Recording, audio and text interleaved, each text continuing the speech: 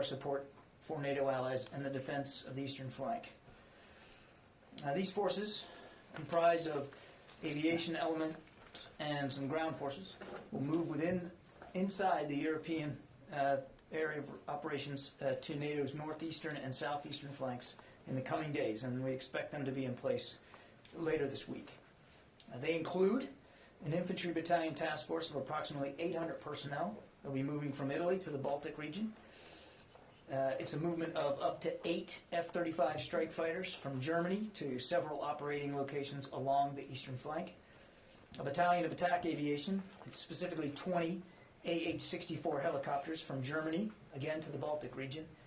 And an attack aviation task force, which is 12 AH-64 helicopters, will move from Greece to Poland. The additional personnel are being repositioned to reassure our NATO allies, deter any potential aggression against NATO member states, and train with host nation forces. And of course, they'll continue to report to General Todd Walters, the commander of U.S. European Command. These moves are temporary. I want to stress that.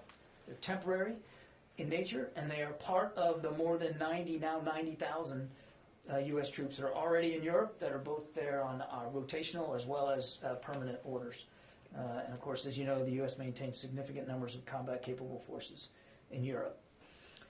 Relatedly, U.S. Army Europe and Africa will be kicking off Exercise Sabre Strike 22 later this month. The exercise will run through March with approximately 13,000 participants from 13 countries. Sabre Strike has been held every 2 years since 2010. This is the next year for it. It is scheduled during the wintertime to help demonstrate the ability to operate in austere conditions. The 5th Corps, Army 5th Corps, will provide command and control for the exercise. And conducting Sabre Strike now, we believe, demonstrates that U.S. forces in Europe can simultaneously support ongoing operations and regularly scheduled training without any degradation in support to our NATO allies and partners. Training events like Sabre Strike are planned well in advance, and this one was, and demonstrate that NATO allies and partners are stronger together, and through training and interoperability exercises get stronger together.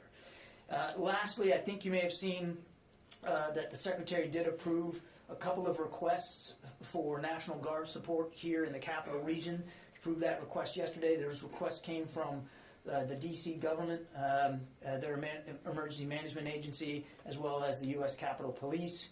All told, among the two requests, it's about 700 Guards personnel and about 50 vehicles. They are designed for traffic support in anticipation of potential challenges to traffic here in the D.C. area surrounding some potential protest activity. I want to stress again that it's a relatively small number here, about 700, and they will be supporting traffic support needs. That's their goal. That's their mission. And with that, we'll take questions. Lita. John, the people are talking about a potential invasion by Russia of a large scale being imminent. Can you talk about what the U.S. has seen today that may be different than what it has seen in recent days, why this has become sort of now imminent? Have you seen Russian troops move into Luhansk and Donetsk? Have you seen them move into that Donbass region? And have you seen them move further into Ukraine beyond those two regions? Okay, lot there. On the Donetsk and Luhansk, as you've heard administration officials say before, we do believe that marks the beginning of an invasion. We certainly believe that additional Russian military forces are moving into that region, not beyond that region that we have seen, but we can't confirm with any great specificity the numbers and what the formations are, what the capabilities are, but we certainly believe that that's happening. As for your larger question, Lita, without speaking to specific timing, because only Mr. Putin knows what the timing is here, what I would tell you is that we continue to see him form his capabilities in such a way that leads us to believe that we are potentially close to some sort of action. Again, what that action is going to be and exactly on what timeline, we can't be sure. But what we see is that Russian forces continue to assemble closer to the border and put themselves in an advanced stage of readiness to act, to conduct military action in Ukraine again at virtually any time now. We believe that they are ready. I'll just leave it at that. They're ready. Jen. John, there are reports of a chemical plant in Crimea that's been evacuated. This is the kind of location that was described to us by Secretary Blinken as a possible staged provocation. Are you seeing reports of any sort of preparations either for an attack on a chemical plant, or what are you seeing? I don't have any specifics on that claim, but it is of a piece of the kinds of ridiculous claims that we have seen the Russians make in recent days of alleged provocations or assaults and attacks unprovoked on their people. So again, no knowledge of this particular one, but again, we've been seeing this over now recent days. These claims of whether they're acts of terror or acts of violence, unprovoked shelling of Russian forces or Russian separatists, all again as of a piece of the playbook that we have seen the Russians use time and time again. I have no specific knowledge about this particular report, but again, it fits perfectly into the Russian disinformation playbook. Did the U.S. government help protect the Ukrainian government from this denial of service attack, the cyber attack? Did you help them with preparations for how to to get back online quickly after such an attack? So first, I don't think we're in a position to attribute these cyber disruptions that you're talking about. I assume you're talking about the various websites, the government websites that were taken offline. What I would just tell you, broadly speaking, Jen, is that we have provided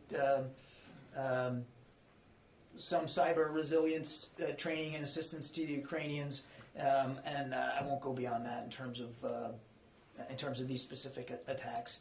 Again, not in a position right now to attribute them to any one entity. I would just say that, again, this is of a piece of a Russian playbook, which is to disrupt in cyberspace. Let's see, anybody else? Janie. Thank you, John. I have two questions on the Ukraine and linkage with Korea. And if Russia uses nuclear weapons to invade Ukraine, what will the U.S. do? Secondly, if Russia were to use nuclear weapons in this invasion, what would be the impact on the Korean Peninsula? Because there is a fear that North Korea will copy this. Any comment? Yeah, I'm going to avoid speculating here and getting into hypotheticals, particularly about the potential use of nuclear weapons, Janie. What we've said all along, two things. One, Mr. Putin has a lot of capability at his disposal right now. As I've said earlier, they are ready to go. And number two, if he decides to conduct a full-scale invasion here, again, bigger than what we've seen in just the last few days, this will be a war of choice. That he'll be doing so with diplomacy and options still left on the table. And it won't be bloodless. There will be suffering, there will be sacrifice. And all of that must and should be laid at his feet, because he's doing this by choice. How he does this, when he does this, we don't know for sure. But if he does this, this will be a war of choice and totally unnecessary. And as for the impact on the region, I couldn't begin to speculate. Nothing's changed, obviously, about our commitment to our South Korean allies, and we noted that the South Koreans also came out publicly yesterday with a statement of support for Ukraine. That was certainly noticed by the whole international community. Yeah, in the back there, Abraham. Yeah, thanks, John. A couple parts to this question. You just described a lot of different forces moving to the eastern flank. Is there any consideration of those forces going under NATO command, and why not? Also, there's the word is temporary is pretty prominent there. Is there a time frame for temporary? And is there any talk yet of the NATO rapid response, those U.S. forces getting activated? Okay. Yep, there's a lot there. Right now, they're going to be under the command of General Walters in his U.S. European command hat. I don't know of any changes to that. Temporary, I don't have an exact time frame on this. I want to remind you that they were already in Europe. They're simply repositioning elsewhere in Europe. I don't have a time frame on how long that repositioning is going to be, except to say that it'll be as long as we believe it's necessary, and the host nations, the new host nations that will be hosting these units are willing to continue to have them. So this will be a constant discussion with each host nation that they end up in about where they go, how long they stay, and what kind of training opportunities they're going to conduct. This is really all about reassuring allies and partners and demonstrating that in tangible ways. On your, I lost your third question. Dang it. Rapid response force. Oh, that's a better question for NATO, Abraham. That's not a question for the United States. That'll be up to the NAC to decide, North Atlantic Council to decide, not just the United States unilaterally, of course.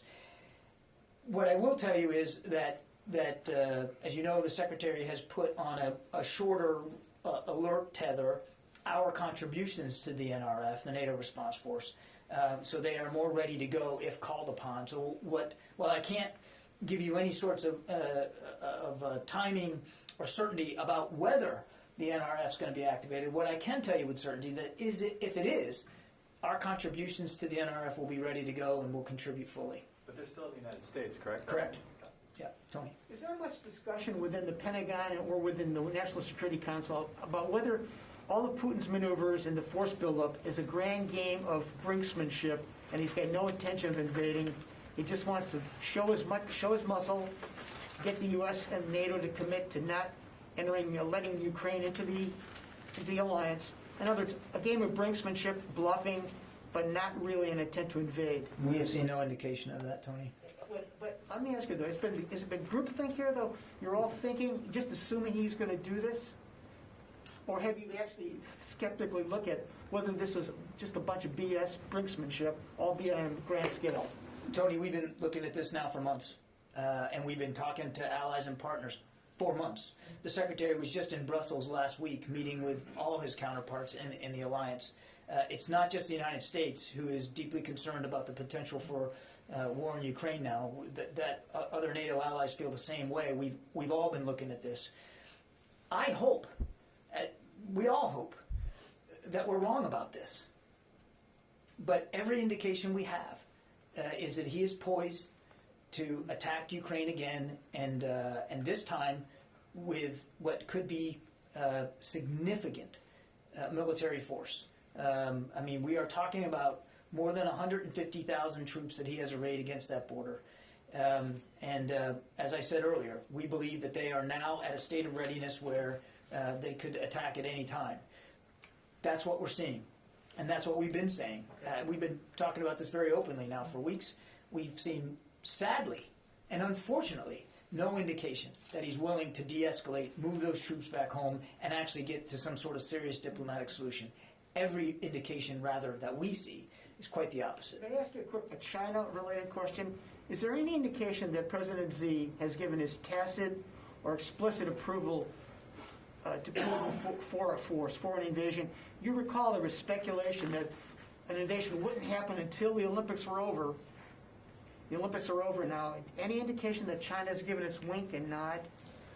Well, I mean, I would point you back to the February 4th statement that that Xi and Putin put out. Was certainly we took as tacit approval for what Mr. Putin is doing.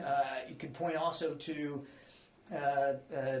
concerning comments by the Chinese Foreign Ministry yesterday that made it clear that they weren't going to support any what they called unlawful unilateral sanctions against Russia, and then blame the United States for contributing security assistance to Ukraine, somehow blaming us for this issue.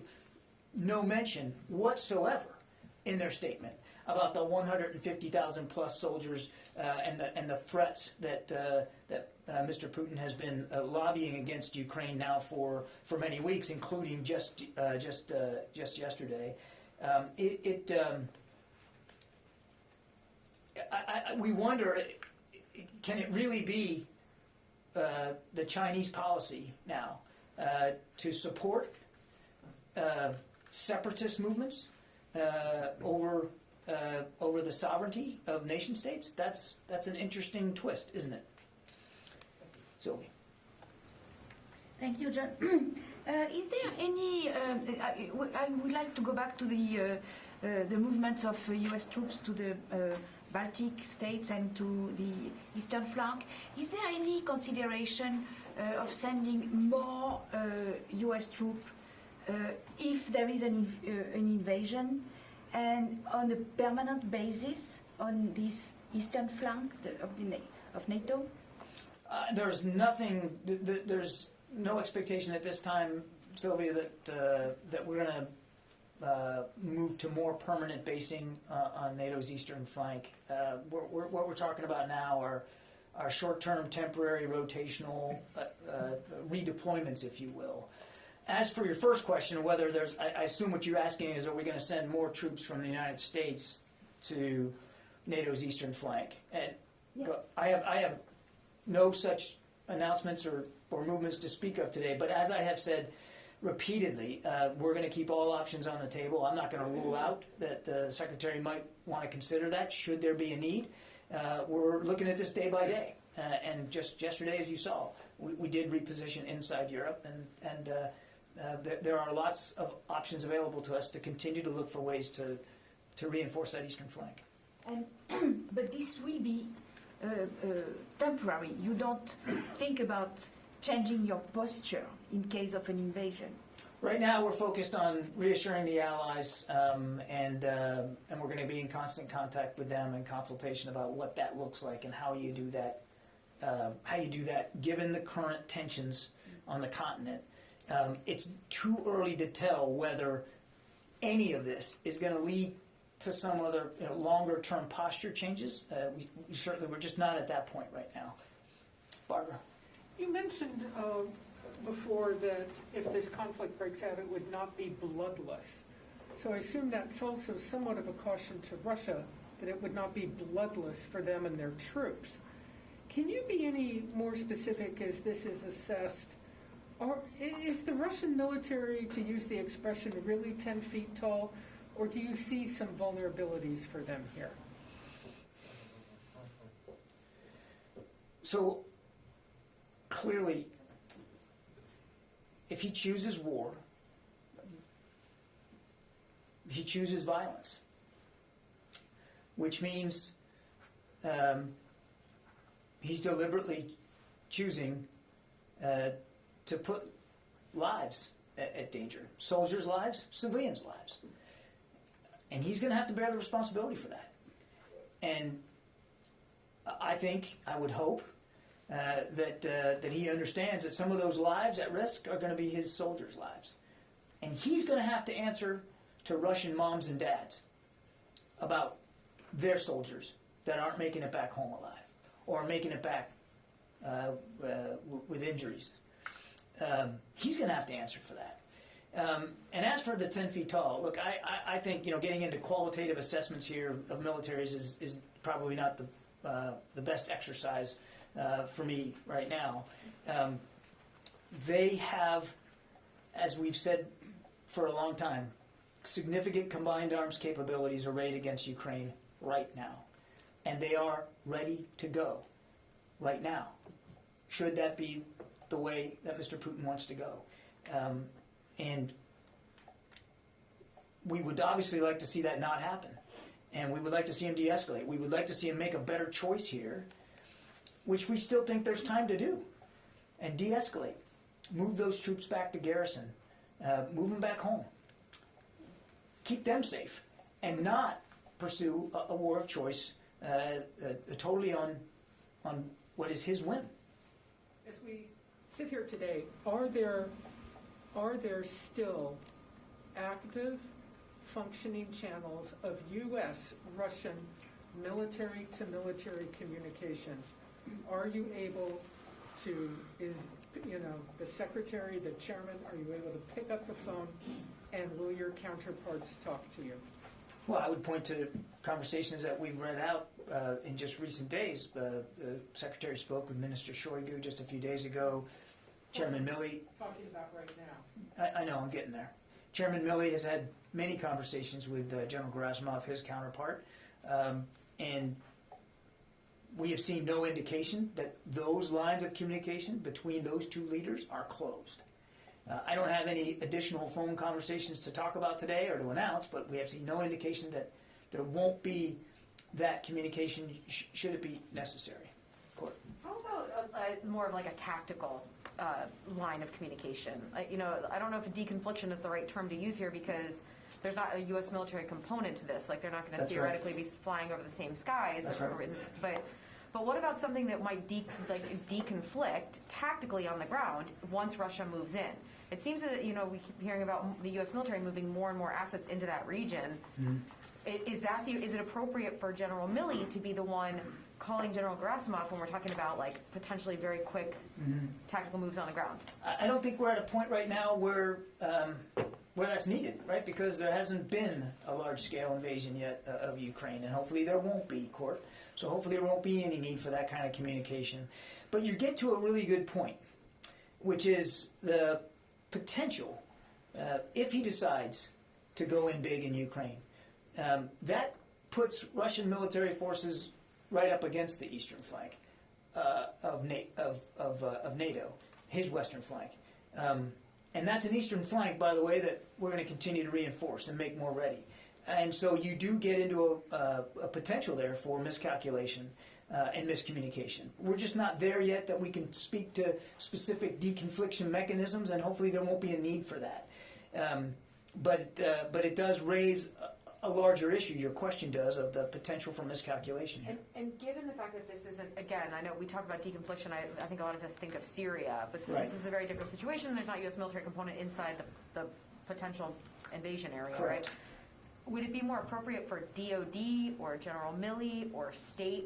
What would that mechanism, who would be the one who would be responsible for establishing that mechanism? Yeah, again, we're not at that point right now, Courtney, so it's difficult to answer that question, and I'm not dodging it. It's just we aren't at that point right now. I mean, so I'd rather not speculate about who would be in communications with whom.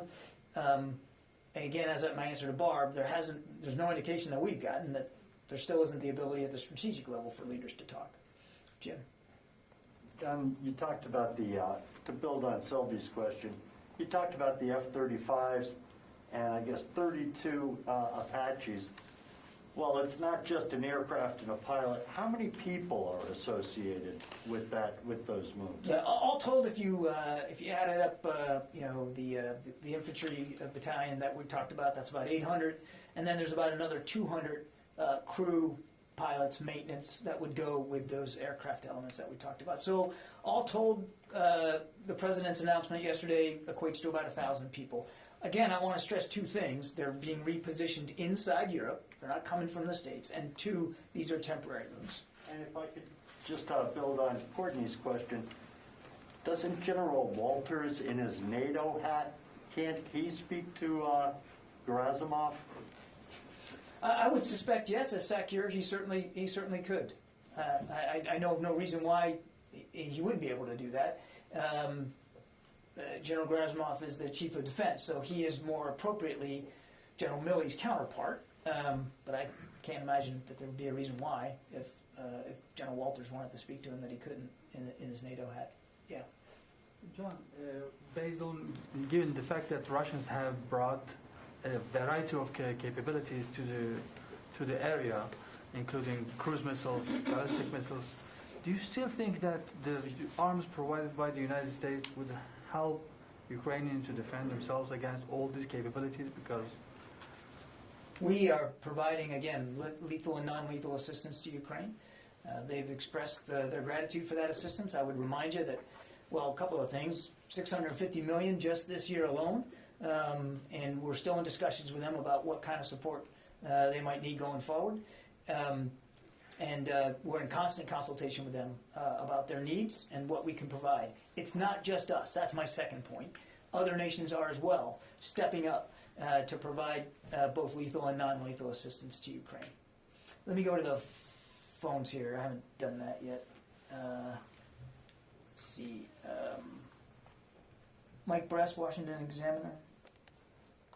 Thanks for taking my question, Mr. Kirby. A little bit out of left field, but the 90-day period that General Michael Garrett had to look into the Syria strike from 2019 expires this weekend. Would you details or take the question? You know what? You broke up there, Mike. Can you just repeat the last part of your question?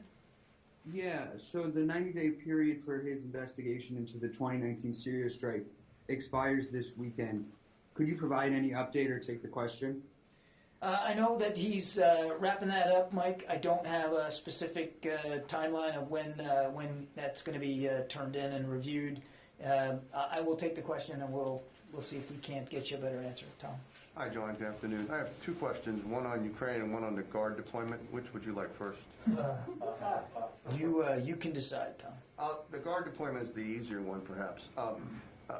There's been reports and complaints and concerns by the District of Columbia government and Capitol Police. They don't have the ability to remove trucks, tow trucks, in other words, to remove any trucks that impede traffic situations. Is there any Defense Department assets that could be made available to help them in this situation? You know, I don't really know, Tom. I mean, the request that we got was for some personnel and 50 vehicles to help with traffic flow.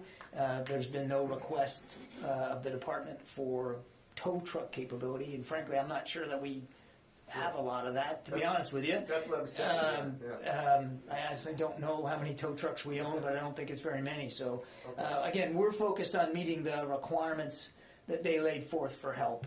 Again, roughly 700 guardsmen and 50 vehicles. What's your second question? On Ukraine, you've talked a lot, and others have talked about what the Russians are doing is out of their playbook. In other words, everything they're doing is sort of doing their playbook. Yeah. Yet the massive development of the forces on the border, the type of overall attack that's being projected possibly for Ukraine, that's not the blunderbuss approach they usually have taken. If you look at Georgia and the Crimea and other areas, what playbook are they emulating for this possible attack on Ukraine? When we talk about the playbook, as you will, we're talking about the preparatory moves that we have seen them do in the past, and 2014 is a great example of that. And when we look at the kinds of pretextual things they were doing, it seems to me like they haven't updated their playbook in a long time, because it's the same kind of stuff. It's claiming that they're the victims, creating false events, or even not even creating events, but simply claiming that things happened that never did, to paint themselves as the victims. As if Ukraine, which has never attacked anybody, is all of a sudden going to spuriously attack Russia and threaten their national security when there's 150,000 plus troops along the border. I mean, it is ridiculous. But that is exactly the kind of plays we've seen them run, the preparatory plays. Now, what, to your point, and it's a fair one, what we've seen them array against that along the border, more than 150,000 troops and significant, as I said, combined arms capabilities, that is something we haven't seen them do before. Where do you think they've gotten that tactic from, that strategy from, since they've never employed it in their past adventurisms?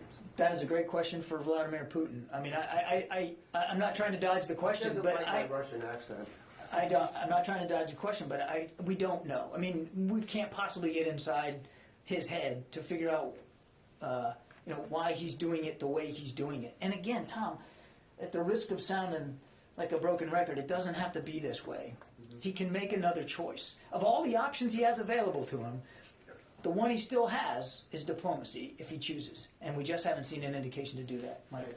And John, two questions. First off, any idea whether or not Russia's also used the Wagner Group mercenaries as part of this invasion force, or is it strictly sort of mainline Russian army troops? I have not seen any indications of that. I can't.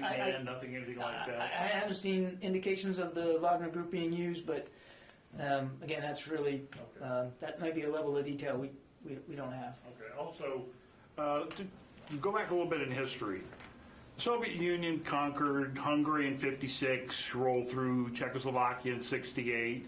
The U.S. complained and made a lot of noise, but nothing really happened. How will this turn out different from what's already happened in the past with their former satellite countries?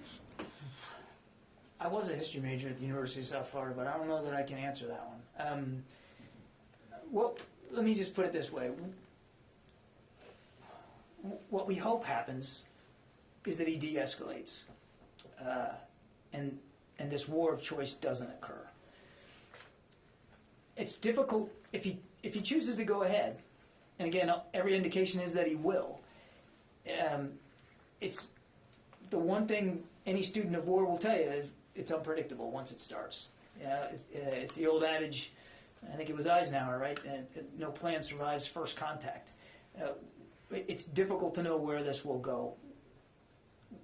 What we believe is that it will involve significant casualties and destruction, and that it will only cause instability on the European continent, rather than the stability that I think most of the world and certainly the West wants to see.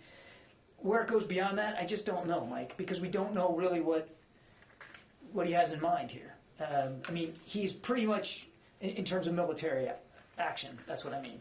If you look at his speech, he was pretty clear, wasn't he, about the disdain he has for Ukrainian sovereignty, and the false claim that Russia created Ukraine. I mean, it's pretty obvious that, as the Ukrainian foreign minister said just when he was here, that Putin wants to erase Ukraine as a nation state. What that ends up looking like long term is difficult to know. And again, at the risk of sounding like I'm dodging, and I'm not, I truly don't know the answer to your question. It's a good one, and I don't know anybody can know that. But it doesn't have to be that way. It just doesn't have to be that way. He can choose a different path here, which is still open to him, and that's what I think all of us would like to see him do. I get time for a couple more. Yeah, go ahead. A country is invading another country just because that country wants to be part of an alliance that the United States is leading, like NATO. Isn't that an indirect threat to NATO and the United States' national security at the same time? Well, predominantly, it's a threat to the Ukrainian people. And I think, again, if you go back and look at his speech, certainly he's groused about potential NATO membership for Ukraine, no doubt about it. But he laid out an even more sweeping alternative reality in his speech, that it isn't just about whether or not NATO, Ukraine joins NATO. As for whether it further threatens NATO, I think that remains to be seen. Clearly, we are making it very obvious that we take our obligations to NATO seriously. That's why we're sending these additional forces. That's why we're bolstering our allies. That's why Secretary Austin was in Europe just last week to deliver that message, so that Mr. Putin knows, and quite frankly, our allies know too, what President Biden said. We will defend every inch of NATO territory. Again, we don't want to see it come to that. But if it does come to that, the United States will be ready. But okay. You are really saying that the open door policy, you are stick to the open door policy of NATO. It is up to the alliance and the nation state in question to determine future membership. It is not something that Mr. Putin gets to veto. Period. Okay, thanks everybody.